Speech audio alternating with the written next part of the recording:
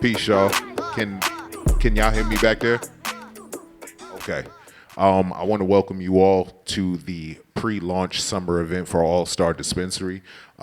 As the DJ stated, I am your host, Mr. Hughes. I'm the founder of Gifted Thinker Lifestyle Brand. I'm also the host of You Think Podcast. Today, I have the pleasure of hosting the Fireside Chat with two very special guests. I am joined by George Pabon, who is one of the cultivators at Jersey Strong Cannabis. I'm also joined by Melvin Rodriguez, who is the sales director of First Off Distribution. First off, gentlemen, thank you very much. First off, I want to apologize in advance. I normally have things scripted. As you see, I have note cards, but due to the bud tenders, yes, I'm throwing you under the bus. We might not go according to schedule. But first off, gentlemen, tell us. Introduce yourselves. Let them know what you do. Wait for the airplane to pass. Let the folks know who you are, what you do. It doesn't matter who goes first, but I guess in order of closeness. Well, good afternoon, folks. My name is George Pabon, and I am one of the cultivators over at Jersey Strong Cannabis. I have about 2 decades growing cannabis, and I've been now 2 years now in the legal cannabis industry now. So, I mean, I know a little bit of both ends. I'm working very, very, very hard. And, I mean, any questions, I'm here. Copy that. My name is Marvin Rodriguez. I'm the sales director for One Off Distribution out of New York. I basically launch brands and I sell to dispensaries, so that's what distribution kind of does. My job is kind of just to come up with sales strategies and see what brands we could do well in what market. I have 5 years in the legal cannabis space, and you guys, whatever questions you guys have, feel free, please. I'm here. I mean, I think like the universal question that I'm pretty sure you guys get all the time is like, what led you into this industry? Like, how'd you get there? Well, me with my background, I mean, I thought that it wouldn't be possible. I've gotten in trouble in the past, you know, and I thought it wouldn't be possible. Before I got into the cannabis industry, I was a manager at Amazon, 4 years. And then I got let go from one day to another, and I just went on Indeed, man, and I took a leap of faith. The worst thing that could happen is they could tell me no, right? Right, that's right. And they didn't tell me no, and here I am. That's awesome. Surprisingly enough, I started smoking when I was 23. I'm 35 now. A lot of people are like so surprised that I started kind of late. I was just about to say Yeah, that. like I was 23? Yeah, 23. That's that was crazy. the first time I ever smoked my first joint ever. Before I was super duper, wanted to be a cop and wanted to play baseball and be clean and all this other stuff. Hold on. A We whole gotta push other the pause career. button, bro. A whole other career. You wanted to be a police officer first? Yeah, all the way till I was 23. I was 22 because the recession hit, and then basically the police academy got pushed back. So I was like, you know what? I'm going back to my club promoting. I got lit one day out the club. They had the joint. I was like, you know what? Fuck it. Like I ain't trying to be a cop right now. I'm not mad at you, bro. And I'm one thing not led to mad at another, you. and it was kind of crazy. I worked at Hot 97 for 10 years, so I did that. I worked for DJ Camilo, and then I ended up. Wait, what did you do at Hot 97? Because you didn't grow weed, obviously. Nah, for sure. So I was a consumer. I was a really big enthusiast. I went to school for environmental science, so I was really kind of super interested into the science. I never grew. I definitely want to grow, so that's definitely some angle that I want to do. But yeah, I was always interested. I feel like in Hot 97, I was known as that guy. During my lunch break, I was never shy. Like I was always going to smoke, coming back. Like Right. I was a big advocate for it. So I feel like when the pandemic hit and I lost my Hot 97 job, I was like, what am I gonna do? What am I passionate about? And I was passionate about cannabis, so I packed up my bags and I moved to San Francisco, and I ran it up over there for 2.5 years. And then I came back once I saw the legal market here kind of like blossom. So I was like, it's about time for me to come back, and I've been running it up. So you actually like answered one of my questions that I was going to ask you. Like, I was going to ask both of you, like, did you ever see cannabis in like your future outside of being a consumer? Absolutely not. If you would have Absolutely. asked me, I would have had no idea that I was going to be hosting like a fireside chat. Never. I never in my mind. Never. I used to hide to smoke, to roll up. 1000%. Hide from mom all the time. So, what space do you find yourself in now? Like, being that, you know, we come from the era where we had to hide the weed, bro, and now seeing people as freely as they are and being able to literally go in the store and use Apple Pay and shit like that. Like, how does that translate in your brain? I mean, dude, it's just a great time to be alive. Okay. It's a great time to be alive. Weed is legal. We don't have to hide to smoke anymore. Right. So you are a proponent for the legalized weed, obviously. Absolutely. Copy that. 100%. So, not in any particular order, what obstacles have you gentlemen faced in your respective lanes? You in distribution, you as being a cultivator. The grunt work. Elaborate. So the grunt work, Yeah. having to hand water plants for 2-3 weeks. That's more like an initiation type of thing, like, you know, welcome to cultivation. So you gotta sit here and you gotta be the guy to water plants for 8 hours a day for 3 weeks. I mean, Copy that. but it's all worth it. It's all worth it because you do learn to be precise with watering. And that was going to be one of my It's- follow-ups for you. Like, what's the best part It's more of it? like a Mr. Miyagi and Daniel San thing. Right. You know, wax on, wax off. So you do this for 3 weeks, now you can do it with your eyes closed and be able to give the proper amount of water to all the plants in the room. Okay. You, sir?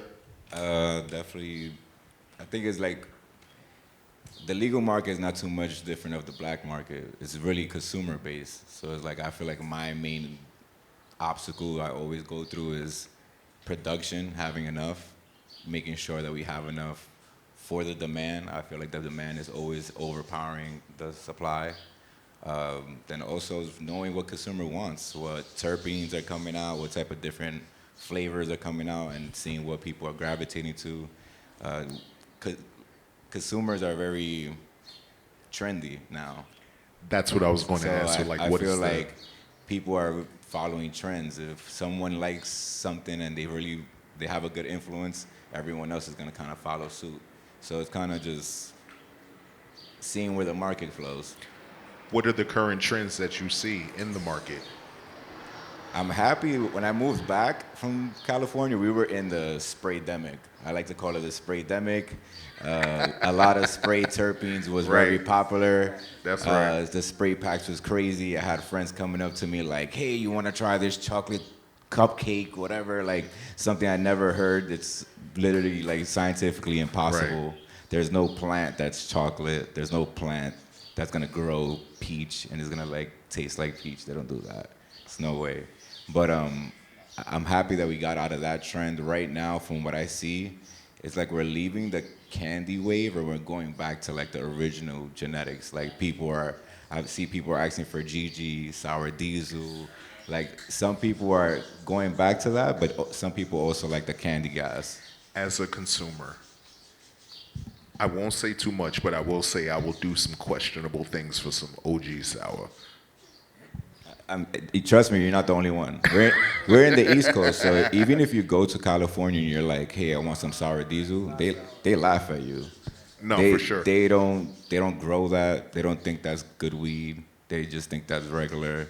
Like California is like 7 years ahead of us, in the sense of genetics, market, everything. Like we're catching up. I'm happy that we're finally catching up. That we actually got the opportunity, because Right. we come from that era of.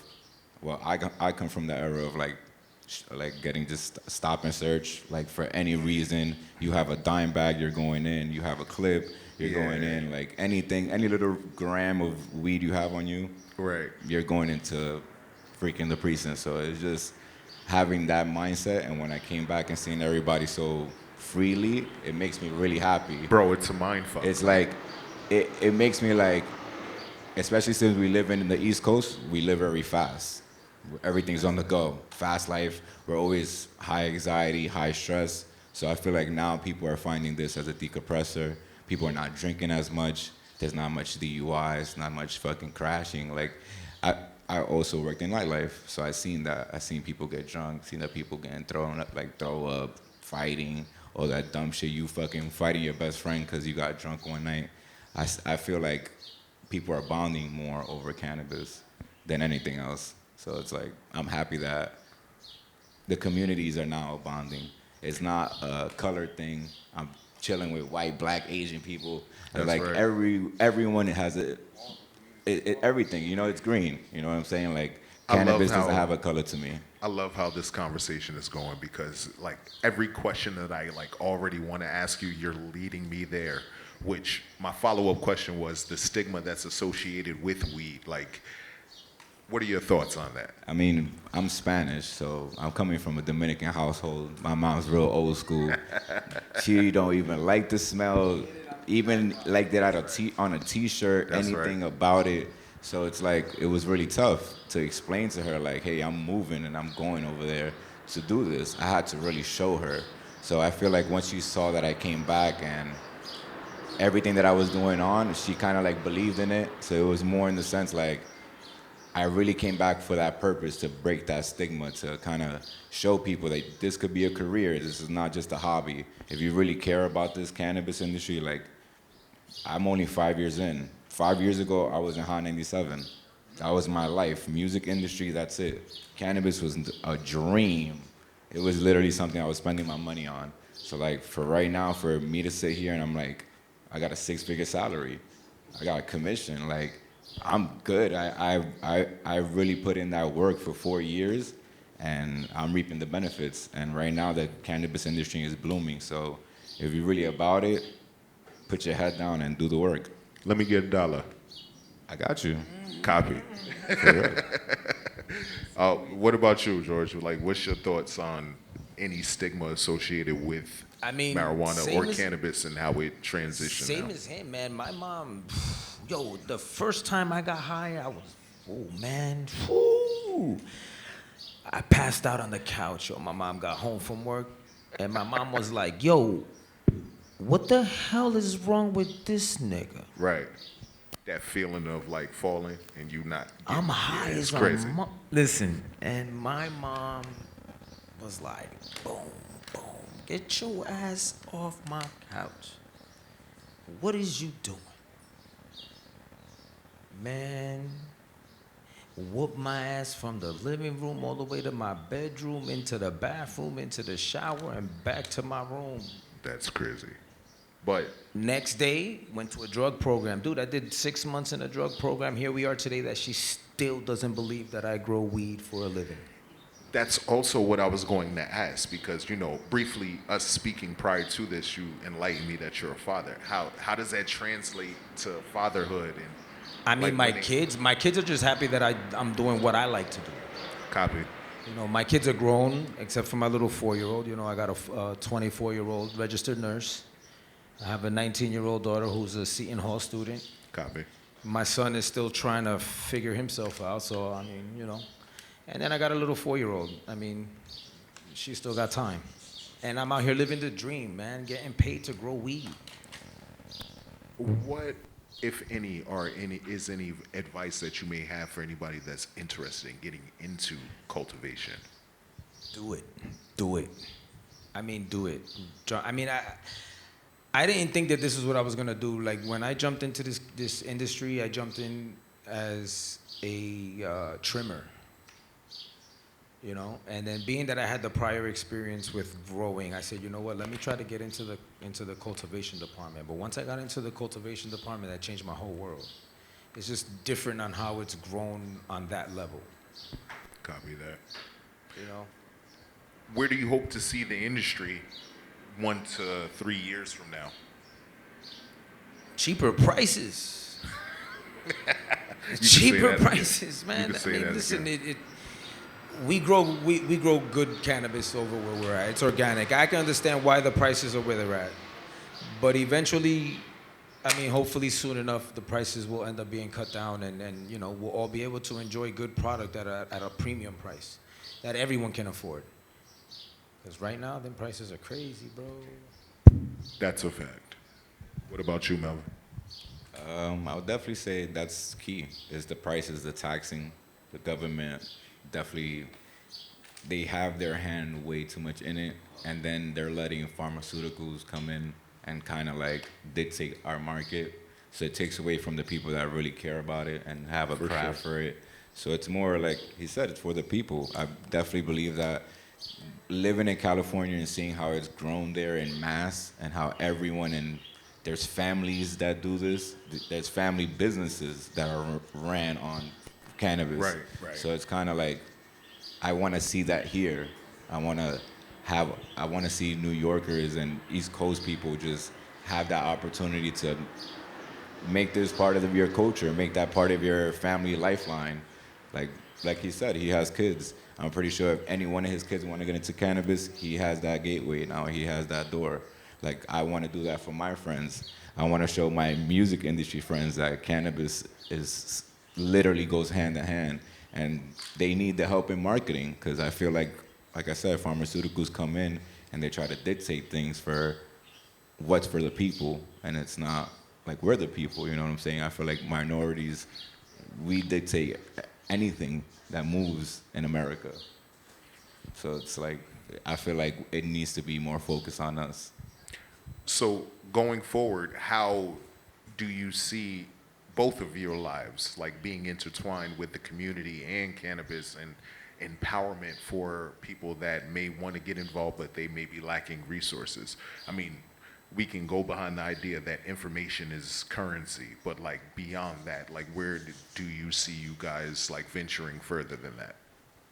If you see yourself something. I ain't trying to paint you in the corner, beloved. Nah, I'm trying. I'm so my 3 year goal, my 5 year goal always like it's changed. When I first moved to California, it was just, hey, let me just study, let me just learn. Then it was like, hey, I wanna open my own dispensary. Then it was like, hey, I wanna launch my own brand. So right now, like, next month I'm launching my own brand, my first ever brand in the legal market in New York. Congratulations. So I'm super excited for that. I'm nervous as hell. It's really a big leap, but it's more in the sense like I feel like now my ceiling is really high, so I'm just pushing it. So I feel like I'm hitting a good stride. So in 5 years, hopefully I'm running my own dispensary, running my own distro, owning. Like now I'm thinking about owning things because I've done so much Right. knowledge and hard work. I feel like so I feel like it's my time now. I feel like I have a different way of thinking and things to offer. Right. So, gentlemen, for the sake of time, because I'm not going to talk these lovely people off, their ears off, and I want them to get back to the music and the food and all of that. Before we cut out, any gems that you wish to bestow? Oh, shit, my beloved came prepared. That's what I'm talking about. All right, so all right, my final gem for me to you guys is this. Move with a purpose, not permission. I don't wait for approval. I build what I believe in and I bring my people with me. And one more. Stay rooted, grow loud, never forget where you came from, but don't be afraid to take up space and speak your truth. Hey, yo, my man. Like, we wasn't expecting that. Like, I thought you was just going to give us some cultivation. That was That's a tough fire, one. bro. That's fire. Congratulations and thank you, bro. I kind of feel like it's something I learned a long time ago working at Hot 97, and it's always been just stuck in my head, is remain humble, shut the fuck up, pay your dues, and just do your job. Just do it, put your That's head right. down, and everything that's meant for you, anything that you want to manifest is going to be there. Because I feel like when I landed in California, that's exactly what I did, and I just manifested everything that is happening to me. So I feel like, yes, I feel blessed and I'm happy as hell and I'm humbled as fuck. But it's more in the sense like it's definitely, I feel like it's my time. So I feel like just always stay humble, pay your dues, your time will come. Trust me, like, trust the process. That's right. Bro, I wish you well. Congratulations on the launch of the brand. I hope to be there. You know what I mean? My bad for inviting myself. I got you, I got you. Gentlemen, listen, I thank you very much for taking the time out to sit with me today. I thank all of you for tuning in because I could have been on the phones, texting, or whatever y'all was doing right now. Appreciate everybody for sure. No, that's a fact. Once again, I am your host, Mr. Hughes. A huge shout out to All Star Dispensary for their pre-summer launch event. Can we get a round of applause for them?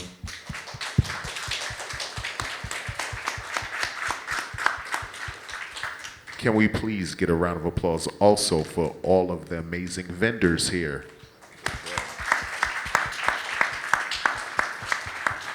Thanks a lot, gentlemen. Yeah, without taking up too much more of your time, I thank you guys for tapping in. We hope to see you at the actual launch of All Star Dispensary. And that's it. We're signing off. Peace.